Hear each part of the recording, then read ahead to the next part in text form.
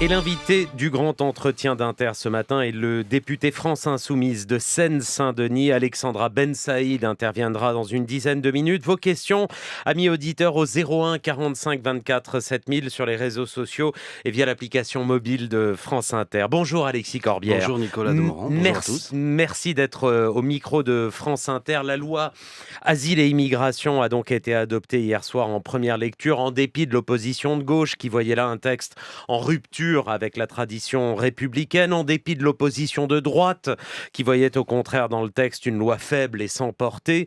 Le gouvernement voyait lui dans cette double opposition le signe d'un texte équilibré. Vous avez bataillé, vous avez perdu. Quel est votre état d'esprit ce matin ?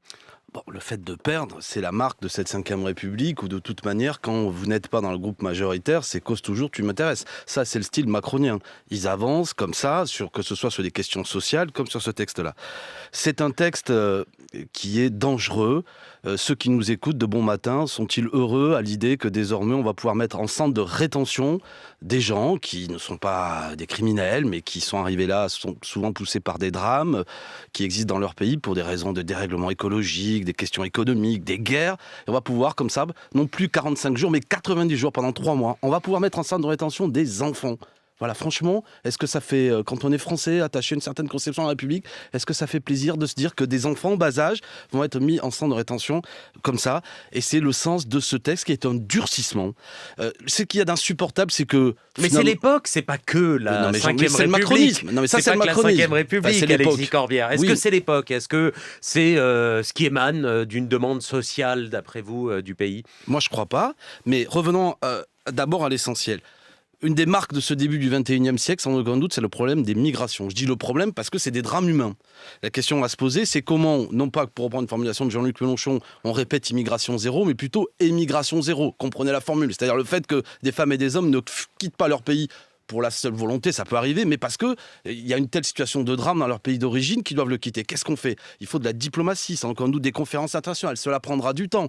Mais est-ce qu'on peut accepter l'idée qu'il y ait, comme le prévoit beaucoup de conférences internationales, près de 200 millions de gens qui vont partir sur le... C'est à ça qu'il faut d'abord régler le problème. Si on est totalement inexistant sur ce terrain-là. Mais par contre, la seule chose qu'on a à dire, marchons dans les pas d'un discours de droite, voire d'extrême droite, qu'il faut aujourd'hui être plus ferme, laisser entendre qu'on va plus expulser, ce qui est souvent du baratin, qu'on va plus enfermer, plus longtemps, y compris les enfants. On ne règle rien. Ce texte ne réglera rien. C'est de la paperasserie idéologiquement dangereuse. Comme beaucoup de gouvernements précédents, écoutez, chaque gouvernement a fait ses 2-3 textes sur l'immigration, soi-disant définitifs, qu'il y en a plein d'autres. Bon, donc c'est dangereux. J'observe qu'il y a des états d'âme au sein de la majorité En Marche. C'est quand même intéressant.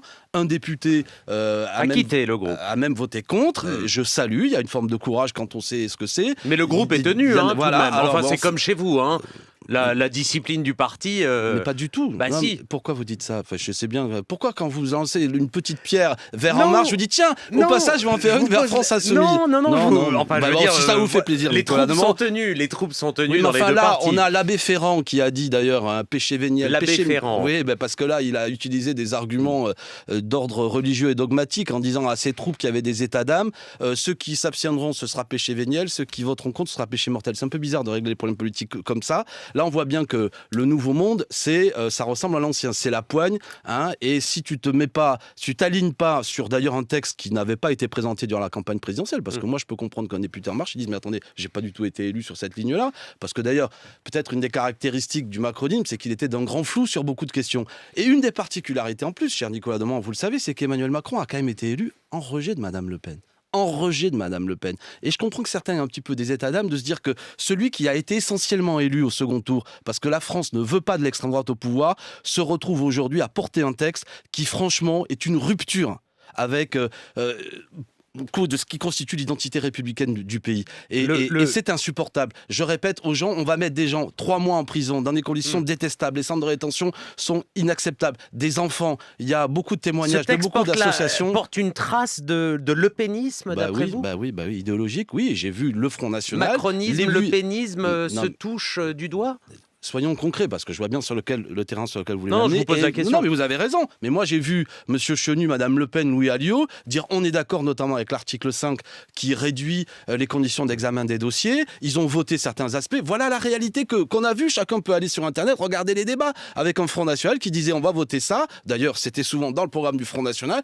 Bien sûr, ils reprochaient à ce gouvernement de ne pas aller assez loin. Il y avait une mise en scène souvent. Mais enfin, on n'a pas vu des gens qui considéraient qu'il y avait là quelque chose avec lequel ils étaient frontalement en désaccord. Moi, je dis, le problème, je comprends que les Français aient beaucoup de questions d'un pays où il y a du chômage, etc. Mais ça n'est pas ce genre de texte qui réglera les problèmes. Et c'est là où idéologiquement, le macronisme fait de la sale besogne. Parce qu'à la fois, il est dur socialement et il est idéologiquement, il se place sur un terrain, sans doute pour aller chercher un électorat de droite dure, voire même d'extrême droite, en participant à cette folie identitaire qui, à mon avis, est totalement à côté de la plaque. Parce que s'il y a une question sur les migrations qui est une question sérieuse, parce qu'effectivement, il ne faut pas non plus ne pas regarder la réalité. Il y a encore 3000 personnes qui sont mortes en Méditerranée. Donc il y a ces phénomènes-là. Mais comment on les règle? On ne les règle pas avec des barbelés ou avec des gesticulations. Voire pire, en étant inactif face à 200 fascistoïdes là, dans les Alpes. Ça, c'est la cordée, entre guillemets, voilà, bon. qui a souhaité sécuriser la frontière parce que l'État ne le faisait pas, cordée identitaire d'extrême droite. Comment quand on est français... C'est quoi? C'est les ligues, ça? Oui, probablement. Je sais que vous êtes attaché aussi, vous avez travaillé cette histoire-là. Moi, je veux dire, il y a un petit goût d'années 30 de ligues qui commencent à s'organiser pour aller un peu se substituer à la police, soi-disant, qui est préoccupante parce que les mêmes, dans les rues de Marseille, organisent parfois des espèces de ratonnades, vont casser des locaux de la France Insoumise, organisent des attentats potentiels contre Jean-Luc Mélenchon ou M. Castaner. Un de mes amis députés, Coquerel, s'est fait entarter l'autre jour par des groupuscules d'extrême droite. Donc, ils paradent tous ces gens. Et je trouve que ce gouvernement est parfois beaucoup plus dur contre les zadistes qui plantent des poireaux ou qui occupent un espace avec des projets d'agriculture alternative, plutôt que ces milices qui, pour l'instant, pétaradent avec des survêtements Décathlon. Mais demain, pourquoi pas avec des bâtons, iront aussi frapper sur des gens, des femmes et des hommes qui fuient la misère. Donc, vous voyez, je trouve qu'il y a là une complaisance qui était préoccupante. Quelle différence, Alexis Corbière, entre la violence d'extrême gauche et celle que vous avez pu voir dans les Alpes? De quelle violence vous parlez, pardon? Il n'y a pas que des planteurs de poireaux dans la ZAD de Notre-Dame-des-Landes. Il y a eu des affrontements extrêmement durs avec les gendarmes. Alors déjà, reprenons sur cette affaire-là. Sur la ZAD, c'est un échec total, ce qui a été organisé ces 15 jours. Je pose juste la question. Non, mais vous avez parfaitement de la violence. Raison. On peut s'interroger pour quelle raison, alors que depuis que l'aéroport avait été abandonné, ce qui marquait la justesse de ceux qui s'étaient mobilisés en disant qu'il ne faut pas d'aéroport, qu'il y a un espace très important de terre sur lequel le gouvernement n'a pas de projet alternatif. Sur l'occupation de la ZAD, il y a différents profils, j'ai envie de dire, mais il y a des gens qui sont sur des projets alternatifs d'agriculture. Et d'un seul coup, la police a été envoyée, détruisant par ailleurs, pour ceux qui connaissent, la ferme des Sans-Noms, qui était peut-être le projet le plus alternatif, le plus babacool, si je puis dire, le plus sympa. Ils l'ont détruit, ils ont tiré un nombre de grenades impressionnantes. Bon, ce durcissement, au moment où il y avait des mobilisations sociales sur les cheminots, était sans doute une volonté de diversion du gouvernement. Tout ça a fait flop, à tel point que désormais la préfète rediscute. Donc attention, quand on parle de violence, je ne nie pas qu'il y a des militants mobilisés. Mais est-ce que le gouvernement met en scène, Alexis Corbière, entre les violences d'extrême droite et les violences d'extrême gauche, les unes étant à vos yeux insupportables, les autres étant, je sais pas, je vous pose la question, est-ce que c'est la manière dont l'histoire accouche? Moi, je suis je sais pas. Est-ce qu'il y a une différence? Je vais vous répondre que ça va vous mettre d'accord. Je suis pour des mouvements pacifiques dont la force tient à leur nombre. Voilà, je ne suis pas pour tout ce qui ressemble à de l'action directe, de coups de poing contre je ne sais trop quoi. Je ne suis pas pour qu'on frappe les forces de police qui souvent exécutent des ordres qui leur sont donnés par des politiques, même si parfois il y a des méthodes de police un peu musclées, mais souvent parce que ça leur a été demandé. Voilà. Mais je pense que notre force, et je m'adresse à ceux qui nous écoutent, c'est d'abord notre nombre, notre détermination. Voilà, c'est tout. Et s'il y a des actes violents, je les condamne. Mais j'observe quand même que, attention, ne banalisez pas ce que j'ai dit. Quand il y a de plus en plus de témoignages, je pense à Montpellier, je pense à des organisations comme la Ligue du Midi, organisation d'extrême droite, à Marseille, qui dans la rue organisent des ratonnades, agressent des locaux, etc. Et tout de même, un attentat qui visait, paraît-il, à assassiner Jean-Luc Mélenchon et Richard Castaner, c'est quand même pas rien, d'accord? Et je trouve qu'il y a une légèreté là aussi. On s'en est indigné vis-à-vis de M. Collomb sur le fait que c'est par la presse que M. Castaner et Mélenchon l'ont appris. Donc on s'est plusieurs fois inquiété par rapport à ça. Attention, il y a un climat de violence qui monte. Pascal Bruckner était au micro d'Alexandra Ben Saïd à 7h50 pour parler de cette pétition sur le nouvel antisémitisme publiée hier dans Le Parisien, signée par de très nombreuses personnalités et puis par des citoyens sur le site de pétition change.org. Les Insoumis et vous, allez-vous signer cette pétition, Alexis Corbière? Commençons par l'essentiel. Il y a un antisémitisme réel dans ce pays, ne le nions pas. Il tue, et c'est insupportable, inacceptable, et tous ceux qui participent à cela doivent être châtiés. Ça, c'est une évidence. Et donc moi, je suis favorable à tout ce qui participe à la prise de conscience par rapport à ça, à la non-banalisation. Pas de problème. Je trouve que sur ce texte, il y a des formules chocs là-dedans qui amènent à ce que je vais être franc. Je ne le signerai pas en l'état. D'ailleurs, tout à l'heure, Alexandre Ben Saïd, qui interrogeait Pascal Bruckner, a un peu souligné les formules qui... Vous pensez à quoi? Épuration ethnique à bas bruit? Voilà. C'est trop? Je trouve que c'est malvenu. Voilà. Surtout que ce que j'aimerais bien en parler avec Pascal Bruckner. Moi, je suis élu de Seine-Saint-Denis. Qu'il y ait des ghettos qui existent en Seine-Saint-Denis, c'est une réalité. D'accord ? C'est une réalité qu'il faut briser. C'est-à-dire que notamment la question scolaire est abordée dans le texte. Que des gens n'en peuvent plus parce qu'ils ont le sentiment que dans tel collège, il y a une telle accumulation de pauvreté, etc., de Français d'origine étrangère qui accumulent les difficultés. Donc on les concentre tous au même endroit. Et qu'à l'inverse, à quelques mètres, parfois, il y a des collèges dans lesquels c'est pas du tout la même situation sociale. Que rien n'est fait. Que j'observe d'ailleurs que parmi les signataires de ce texte, il y a des gens qui ont gouverné la France qui n'ont rien fait par rapport à ça. C'est comme ça qu'il faut prendre le problème. Par exemple, moi, je suis élu de Bagnolet. Ce week-end, au quartier à la Capsulerie, il y a eu des violences, voitures brûlées, des coups de feu qui ont été tirés. Il n'y a pas de commissariat de plein exercice. Les habitants du quartier, et je vais dire des mots crus, des Français d'origine maghrébine nous disent on en a ras-le-bol là, on est entre nous, on est concentrés là, on aimerait qu'il y ait de la mixité sociale, on aimerait qu'il y ait la police. Eux, ils expriment tout ça.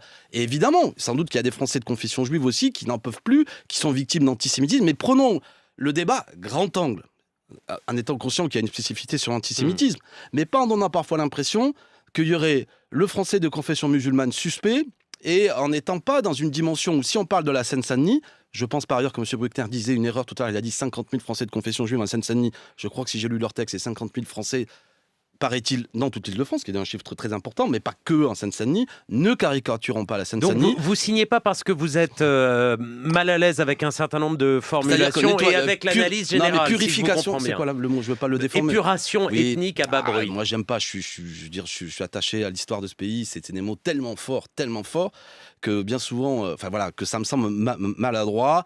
Et puis après, il y a une fois de plus un petit côté le musulman suspect qui me semble être un peu... voilà. Moi, j'aimerais que chacun aborde la question en citoyen. Je reprends la formule de Régis Debray. Le citoyen, c'est l'homme sans étiquette, et qu'on ne soit pas tout le temps en train d'exalter l'appartenance religieuse des uns et des autres. Bon, il faut travailler à ça. Voilà. On parlera social, Nicolas? Oui, dans quelques instants. Alexis Corbière est l'invité du grand entretien. Il est 8h34. Alexandra Ben Saïd. Alexis Corbière, avant de parler social, moi je voudrais parler international. On a la visite d'Emmanuel Macron aux États-Unis qui démarre ce lundi. Emmanuel Macron qui se voit comme un dissident, tout comme Donald Trump. Il dit que ce sont deux dissidents avec une relation spéciale. C'est l'analyse que vous faites? Dissident? C'est pas brillant comme modèle. Donald Trump, c'est l'homme qui respecte pas la COP 21, qui en a rien à fiche de l'écologie, qui a une vision brutale de l'action internationale, qui frappe sans passer par des mandats de l'ONU. Moi, je n'apprécie pas ce modèle-là, c'est un peu bizarre. Et je pense que Emmanuel Macron ne gagne rien à venir comme ça, un petit peu... s'aligner sur ce trumpisme souvent assez belliqueux. Le fait que la France soit amie avec les États-Unis, c'est très bien. Je cru comprendre que c'est d'ailleurs la première visite officielle d'un chef d'État étranger qui sera aux États-Unis. Mais il y a derrière ça quand même une forme d'atlantisme, je crois qu'ils nous écoutent comprennent, c'est-à-dire que il y a une rupture un peu dans la diplomatie française qui jusque-là était moins alignée sur les États-Unis. Je veux dire les choses, moi qui suis un républicain social, etc., qui n'ai rien à voir avec Jacques Chirac, mais j'étais plus fier à l'époque où, à travers Dominique de Villepin, quand les États-Unis voulaient faire la guerre, on leur tenait tête et on n'était pas uniquement... On voulait d'abord qu'il y ait des mandats de l'ONU qui soient donnés, plutôt que sur un président français qui dépense 16 millions d'euros pour lancer des missiles quand même qui coûtent très cher sur des objectifs pas très bien fixés. Ça n'aura aucune efficacité pour éviter l'utilisation d'armes chimiques. Et tout ça, une fois de plus, ne respecte pas le droit international. Les amis, ceux qui nous écoutent, notamment là j'évoque la Syrie, il y a une région où il y a un conflit mondial qui est potentiel. Il faut plus que jamais défendre le droit international et pas être sur une ligne qui consiste à dire à partir du moment où les États-Unis, puis leurs alliés Grande-Bretagne et la France ont décidé quelque chose, on bombarde.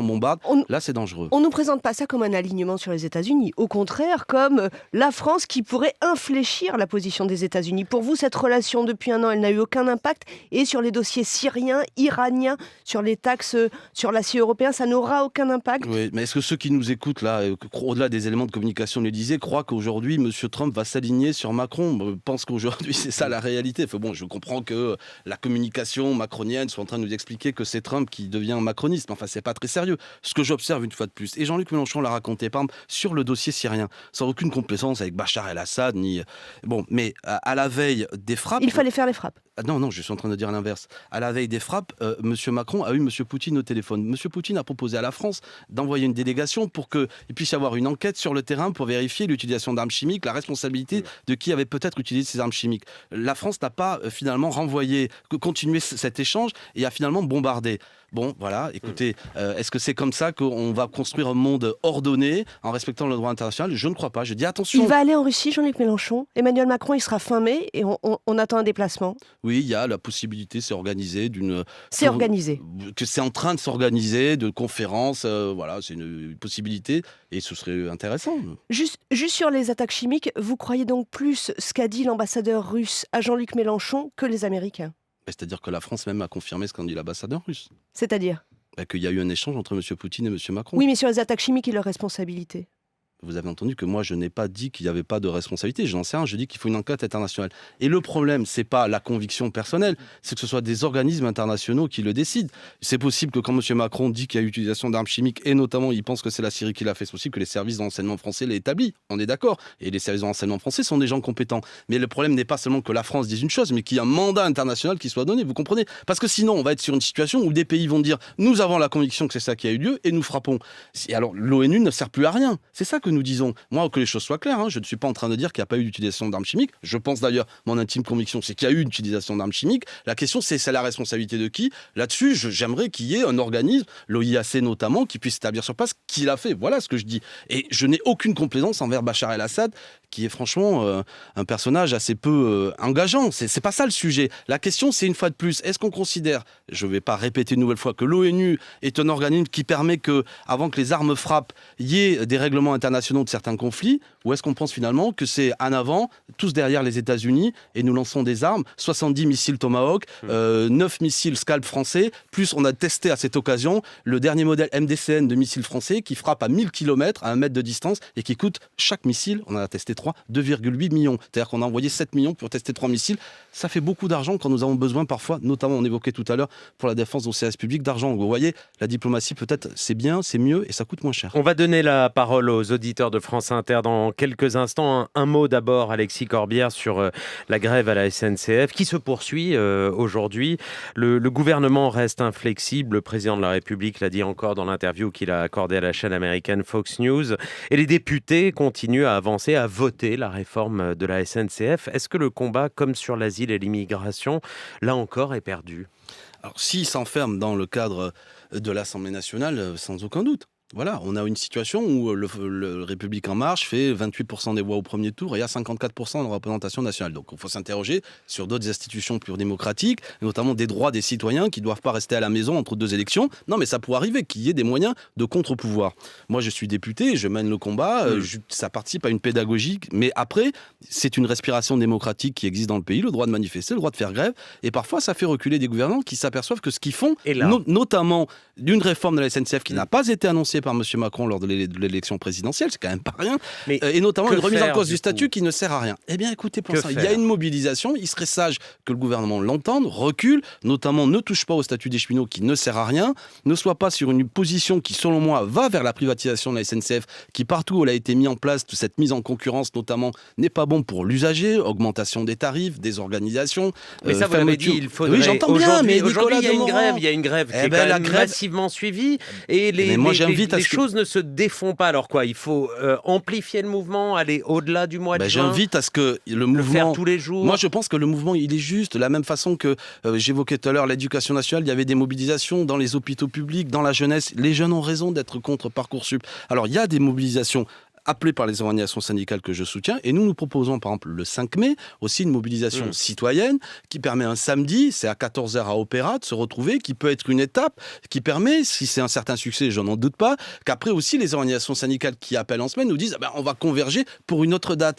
Voilà, moi je pense que c'est juste et c'est, démocratique en plus de manifester. Vous dites aux cheminots, allez-y, faites grève tous les jours, enfin, trouver un moyen de faire reculer le travail gouvernemental et parlementaire. Je profite pas d'un micro parce que c'est facile. Je vais pas faire le kéké vis-à-vis des organisations syndicales et des gens qui se mettent en grève. Vous savez, j'aimerais que la noblesse de se mettre en grève soit respectée par... Je dis pas ça vis-à-vis de vous, je sais que vous le savez, mais les gens qui font grève perdent des journées de salaire. Moi, je l'ai répété sur certains médias, je suis allé soutenir les postiers de Rennes qui sont en grève depuis 90 jours. Les types ne sont plus payés, ils m'ont montré leur feuille de paye, 0 €. Quand vous avez des salaires à 1300, 1400 €, 0 € pour défendre le service public. Moi, ça m'émeut. Et je dis, ces gens-là qui défendent le service public sont les meilleurs d'entre nous, les plus courageux. Donc, c'est pas moi, parlementaire, qui vais leur dire continuez à lutter, même si je les invite à le faire. C'est à eux de le décider démocratiquement avec leurs organisations. La parole à Benjamin au Standard d'Inter. Bonjour et bienvenue. Bonjour, j'habite en Seine-Saint-Denis, à Saint-Ouen précisément, et depuis 43 ans, j'entends les élus, essentiellement PC, devenus Front de gauche, Parti de gauche, ou PS, de l'aile de gauche du PS, mettre en avant le conflit israélo-palestinien, victimiser les Palestiniens et diaboliser, vous dénoncez un terme religieux, mais réellement diaboliser Israël.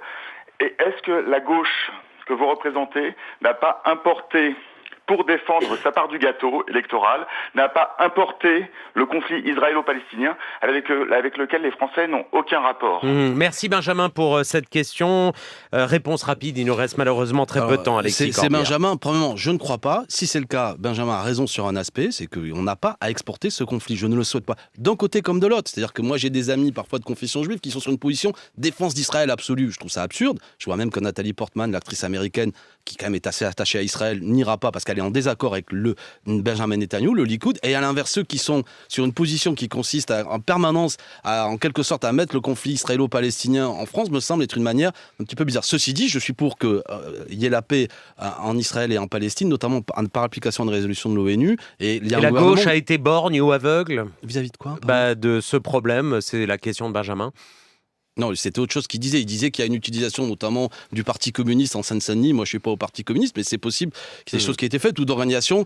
Bon, mais voilà, s'il a le sentiment, s'il a été témoin du fait qu'on n'a que ça à dire aux citoyens, d'un certain point de vue, Benjamin a raison. Moi, je rappelle que j'ai été élu député de Seine-Saint-Denis en parlant égalité des citoyens, défense du service public, autre répartition des richesses, et que je n'ai pas dit un seul mot de ce conflit-là, comme tous mes amis députés d'ailleurs, France Insoumise. Alexis Corbière, merci d'avoir à été vous. au micro d'Inter.